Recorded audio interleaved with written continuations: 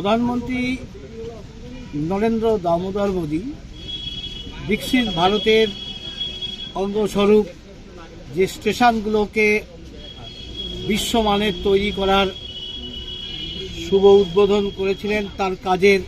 কতটা অগ্রগতি হয়েছে এবং কিভাবে হচ্ছে, সঠিকভাবে হচ্ছে কিনা এটা তদারকি করতে আজ এলাম নবদ্বীপ ধাম স্টেশনে, যা আমার লোকসভা কেন্দ্রের অধীনে রয়েছে। টোটাল যে ভারতের প্রকল্প